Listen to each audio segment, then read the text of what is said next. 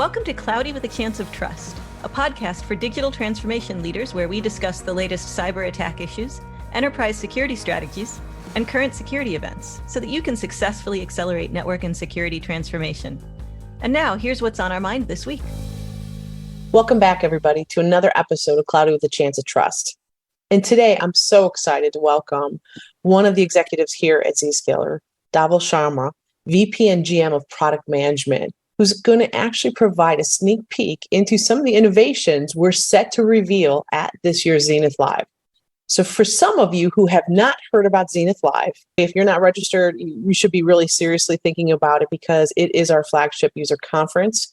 It will be held in Las Vegas this year from June 13th through the 15th, and then in Berlin on June 27th through the 29th. And we're going to give you a little sneak peek into some of the innovations that Dhawal and his team will talk about at Zenith Live. But if you want to hear more about it, please go to zscaler.com and find out more information. And with that, Dhawal, thank you so much for joining us. And hi, how's it going?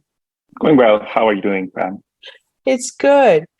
You know, before we jump into Zenith Live and all the wonderful things you're going to tell us that you can reveal to us prior to Zenith Live, I think it's really interesting for our listeners to hear, how does the initial idea generate into a general release? And how does it go from conception to production? Yeah, it's a good question. There are multiple ways in which we do that. We have tons of customers, 6,000 plus customers using our platform. A lot of innovation is driven based on the customer feedback. We do our customer advisory posts, technical advisory councils, and a lot of user groups where people in product management team listen to customers, see what problems we can solve, not necessarily features, but problems. And then we come up with ideas to solve those problems for customers, validate it with them. I personally look at it as an 80-20 rule. On mature products, you 80% of the time listen to customers, 20% you look at innovations that you know would benefit customers, but they're not asking for it. And then you have an idea about how you can expand your product portfolio with adjacencies. One example is, no one was really asking Zscaler to build a monitoring product, which is our Zscaler Digital Experience, but we saw a strong adjacency to the core security portfolio. And based on the distributed architecture that we have built, we saw that it will be benefiting our customers immensely, and we built it, and it is one of the fastest growing product in our portfolio. So listening to customers all the time, also keeping an eye on the core strategic, I would say, pillars of Zscaler platform, how we can evolve. We have built a platform. Think of it like the bedrock on which we are enabling more and more pillars.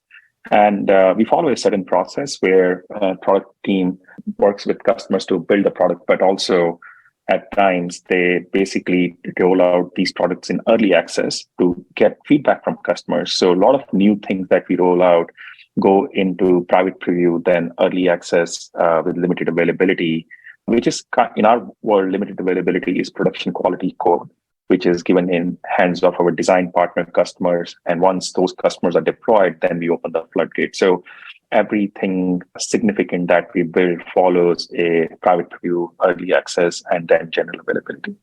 It's really, I think, a key aspect of who Zscaler as a company is, of listening to the customers.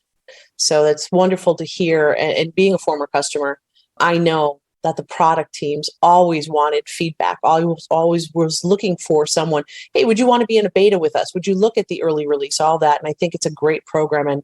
And that's, I think, important for our listeners to know how important Zscaler takes our actual customer feedback in the direction and future of the products. But doesn't that become difficult? How do you and your team prioritize? Because I could think that my request is the most important request because it's going to solve a problem, right, for me. Mm-hmm. But how do you prioritize my request over one of maybe a larger company or a couple companies that may have all come back with the same request? No, that's a very good question. And, this is part of a good product manager's day-to-day job. A lot of people, when they come to product management, especially, there are people who come with a broader product management perspective. They understand the problem of prioritization. As your customer base grows, you will have a lot of customers who want their feature to be prioritized. And then you have technical domain experts who convert to a product management role.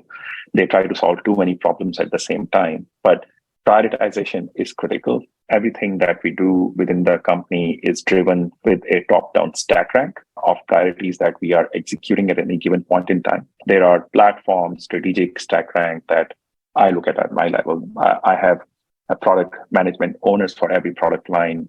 And for bigger products, I have multiple product managers who have their set of priorities. And then we amicably sit and look at the overall value that they will deliver to our customers. Some things, there could be, I'll give you two examples, right? There could be a massive feature, which we know hundreds of customers need, which could be, for example, recently we rolled out IPv6 support on ZIA, and it's been around on our charter to do for the last 3 years. But it's such a big project that while we have been chopping up wood at multiple places and finally got it out, it was not possible to deliver this in 3 months by putting entire engineering team behind it.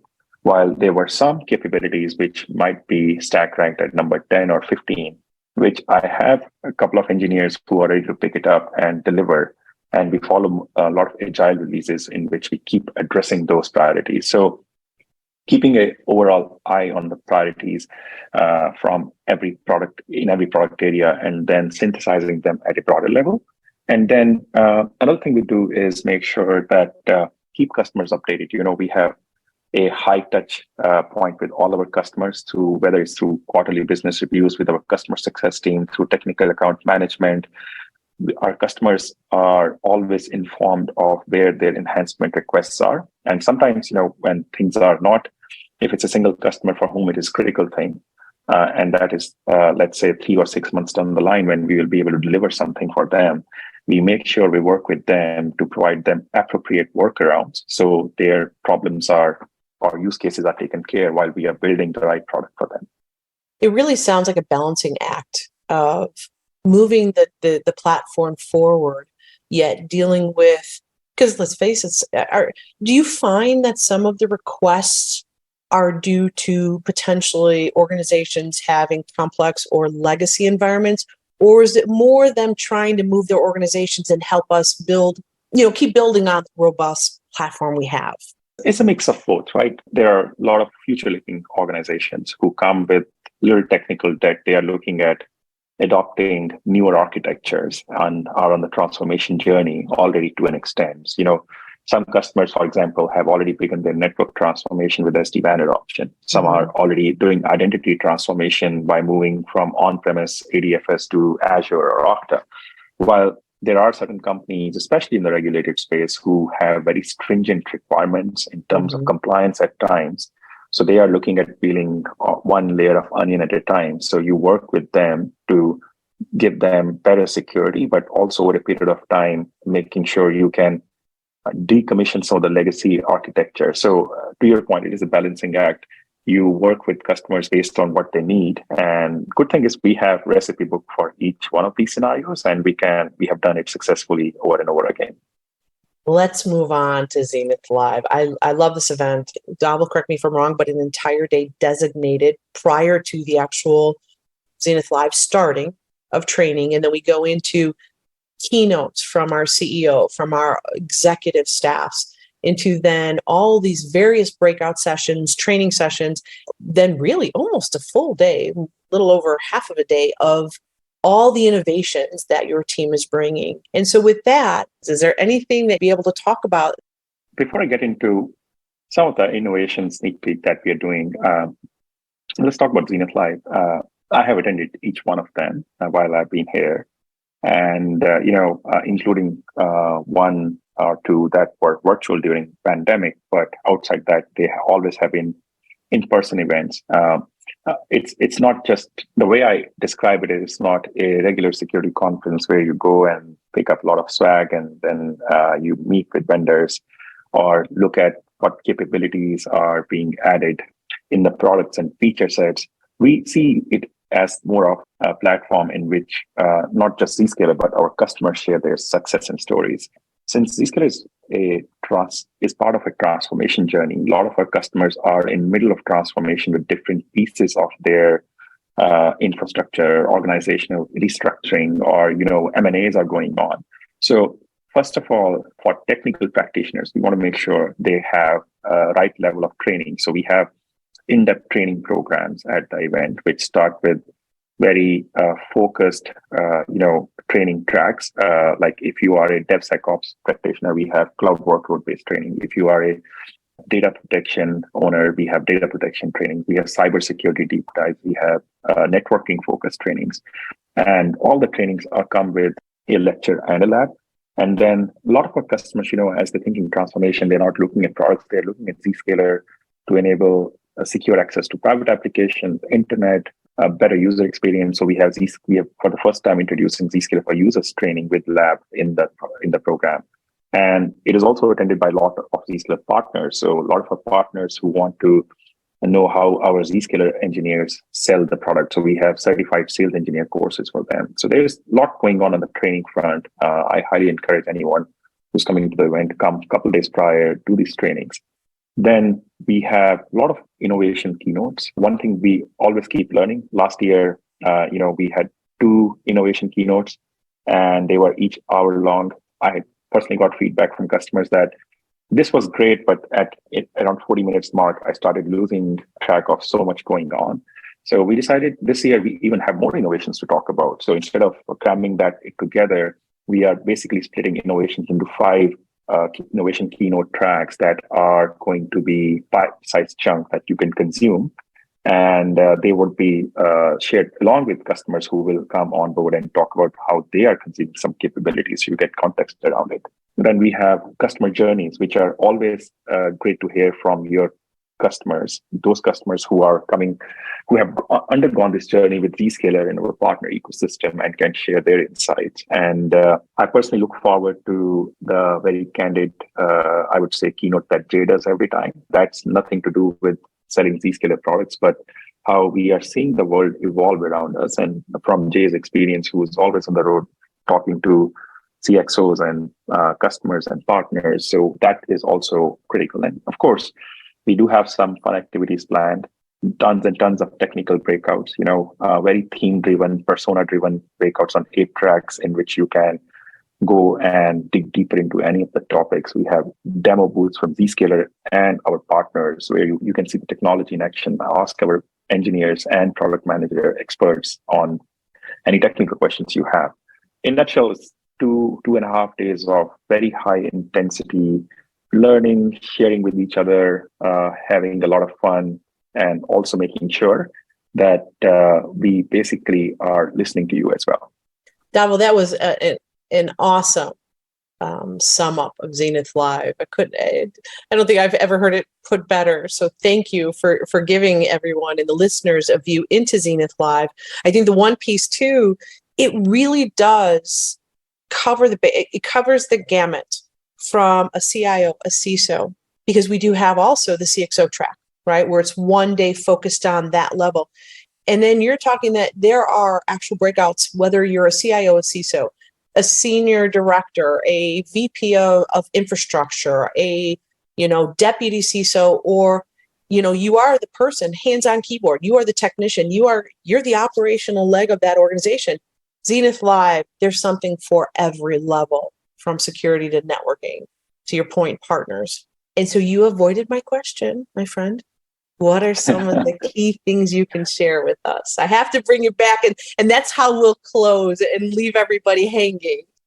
Yeah. So on the CXO track too, before I get there, I personally have been attending those, and again, CXO tracks are also persona-driven. Head of network, the priorities of head of network versus head of security versus CIO are very different. So we do cohorts based on CXO persona, but also bring them together to share insights with each other.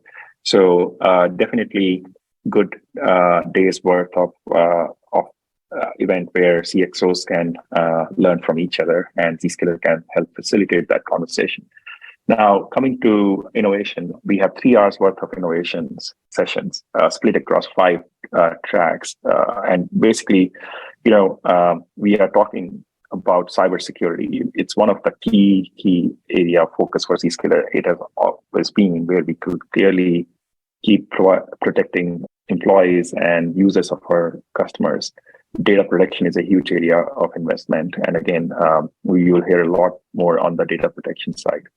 Then we are talking about some of the disasters, disaster recovery, resilience, and the platform side innovation. And another emerging area where we have seen a lot of success of late is in the protecting beyond users, which is like your workloads, your branch, OT, IoT, and the whole concept of zero trust connectivity. We'll talk about some of the innovation and launches we are doing in that area. And most interestingly, everyone is talking about AI and generative AI. We have built a lot of controls in the product around that, around safely enabling generative AI. Recently, I also published a blog. Have been having a lot of conversation with customers on that front. But then beyond that, Zscaler itself is a heavy consumer of AI in terms of leveraging that in simplifying the job of security practitioners, automating security workflows, root cause analysis from a user experience perspective. So you will see the next set of AI-driven innovations where we are leveraging some of our intent to leverage some of the generative AI capabilities in the product. So those will be announced. But what I'm really excited about are two big announcements that are going to come out of Zenith Live. One of them is around a new risk management platform that we are introducing that complements what we do on security with our ZIA, ZPA as inline services and bring a lot of security context. Now putting that to provide overall risk posture of an organization. And secondly, we started our journey on zero trust connectivity with a client, which is built on SDN principle. It is adopted by 40 million users today. Then we have extended that to cloud workload connectivity last year. That was one of the innovation announcements last year, Zenith Live. Now we are extending that to the branch. And there's some very interesting work we are doing. So zero trust branch connectivity, which creates broader zero trust connectivity offering compared to routable networks, which create lateral movement, is going to be a big part of the announcement there as well. So particularly looking forward to these two and the deep dives we are doing in these two areas in the innovation keynotes. I'm excited to hear what's going to be announced. Hopefully our listeners, this has given them a great view into, number one, Zenith Live, and number two, some really exciting announcements that are coming. Dhawal, thank you so much for taking the time out of your busy schedule and getting ready. I know it's a lot of work getting ready for Zenith Live. In addition, just your daily job driving this platform forward. So thank you so much for joining us. To all you listeners out there, hopefully you will join us in Zenith Live, whether you're in Vegas with us or in Berlin. And for that matter, also, there is an online version that you may be able to also, if you can't join us in person, sign up for, so that this way we can make sure that you have all the pertinent information.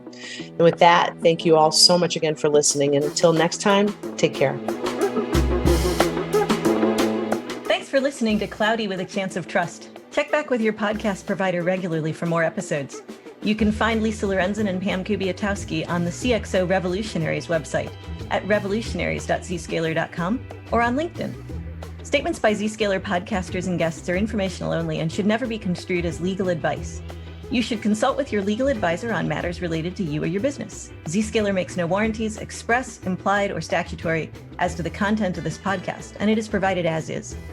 Content on this podcast may contain forward-looking statements that are current as of the date of recording and subject to change. These statements are subject to the safe harbor provisions created by the Private Securities Litigation Reform Act of 1995. Full legal disclaimers are available at revolutionaries.zscaler.com. Copyright 2022.